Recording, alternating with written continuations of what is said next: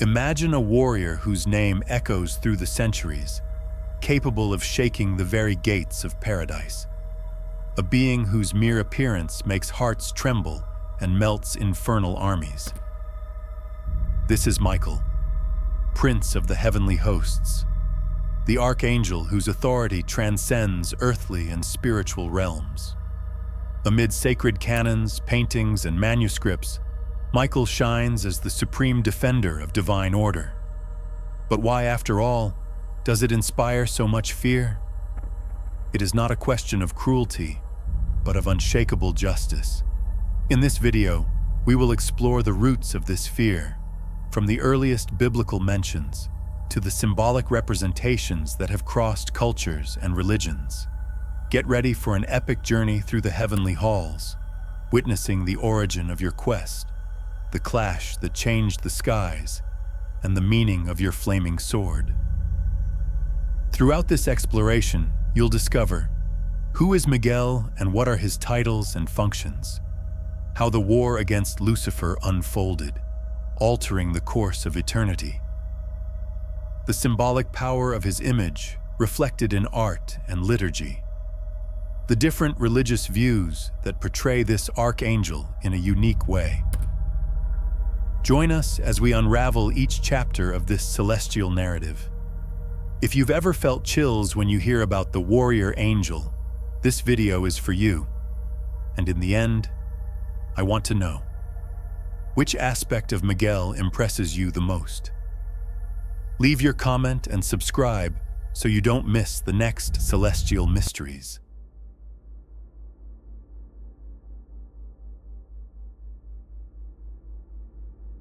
Michael first appears in the Jewish scriptures as a protector of Israel. In the book of Daniel 10:13 and 12:1, he appears in visions to defend the chosen people against contrary spiritual hosts. He is described as the Great Prince, who raises a shield and spears in defense of those who cry out to God. These early accounts establish Michael not only as a divine bodyguard, but as a heavenly military authority. In later Christian texts, especially in Revelation 12:7-9, he leads an army of angels in the war against the dragon, defeating Lucifer and his followers. This victory symbolizes the re-establishment of cosmic order. Where there was rebellion, obedience now reigns. Where there was darkness, Michael sheds light. His titles multiply: Prince of the heavenly hosts, Defender of the Church, Archangel, each reflecting an aspect of his mission. In addition to being a warrior, Miguel acts as a judge. In Jude 1:9, he confronts Satan over the body of Moses, but refuses to utter reviling, preferring instead to call upon the Lord. This episode reveals discipline and reverence. Even in conflict, Michael recognizes God's supreme authority, reinforcing that his power is delegated, not self-assigned. In the early Christian tradition, Michael came to be considered the guardian of the souls of the faithful at death. Orthodox icons represent him weighing souls on scales of light, separating the righteous and the wicked. Thus, fear is born of the conviction that before Michael, there is no room for injustice. His sword does not spare those who have lived in rebellion. Finally, in some currents of the Jewish Kabbalah, Michael assumes the role of executor of divine justice, administering spiritual punishments. His figure becomes, therefore, ambivalent. He comforts the faithful believer and frightens those who have departed from the commandments. This balance between protection and judgment explains the millennial fascination with its presence.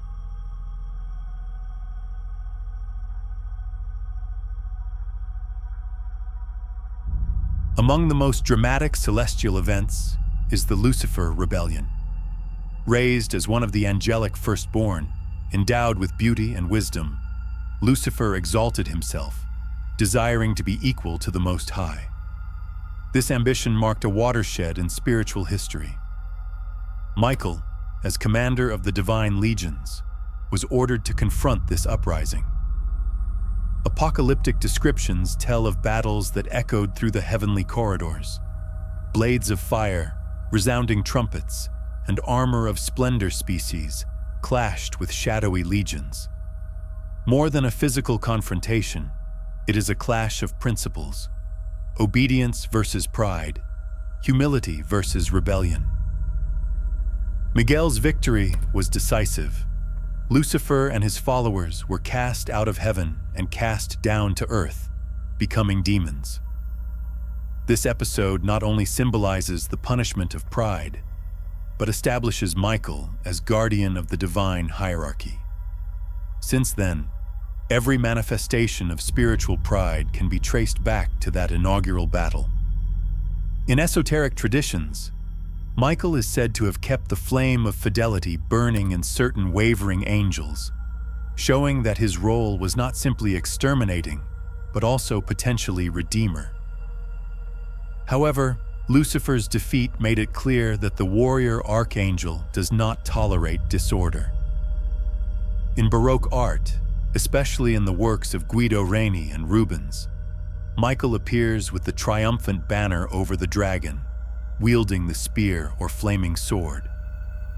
These paintings reinforce the image of the cosmic hero who, with a single blow, sealed the fate of the rebels. This chapter of the narrative not only explains the reason for the fear. After all, who would dare to challenge someone capable of defeating an angelic prince? But it also inspires confidence in believers. If Michael has defeated Lucifer, he can protect any soul who turns to God.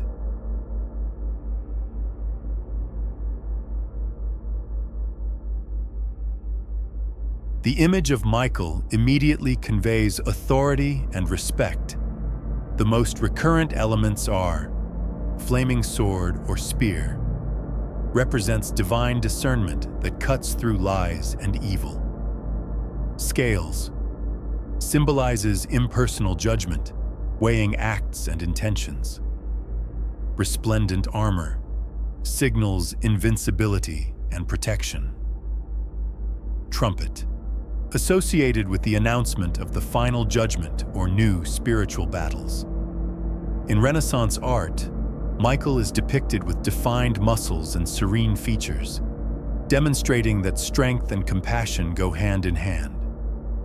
In the Baroque, the scenes gain extreme drama, intense lights, draping, and expressions of ecstasy or agony, depending on the part of the narrative. More than aesthetics, each symbol consolidates Miguel's reputation. In the Catholic liturgy, its representation in stained glass windows and tapestries reminds the faithful that defense against evil is not only spiritual, but also ordered and trustworthy. In conferences of Orthodox iconography, it is studied how the use of blue and gold conveys celestial purity and royalty. In the popular imagination, Miguel inspires protection medals and amulets. There are those who believe that invoking his name during times of danger brings immediate security, because as in the war against Lucifer, his presence pushes back the darkness. This chapter shows that fear is not the result of cruelty, but of admiration before a being whose symbols evoke triumph, justice, and light in the midst of darkness.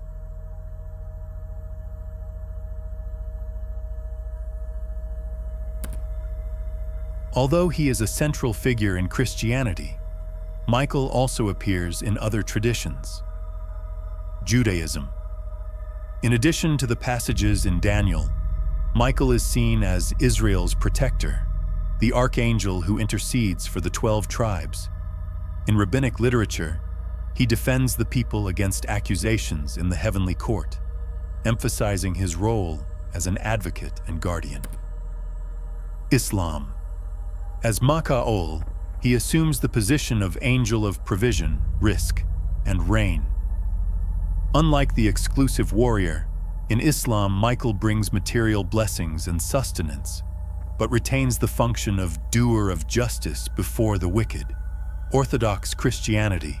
In Orthodox icons, Michael is represented in two forms: troop with spear and globe, and icon of the 12, along with other archangels. Here, its power is allied to the liturgy, reinforcing that spiritual combat also takes place through prayer and fasting. Esoteric traditions. In Freemasonry and in occult currents, Michael is invoked in rituals of protection and purification, symbolizing the victory of the inner light over the psychic shadows. In each context, the archangel maintains common attributes: defense, justice, light, but adjusts to the spiritual and cultural needs of each creed. This adaptability reinforces his universal power.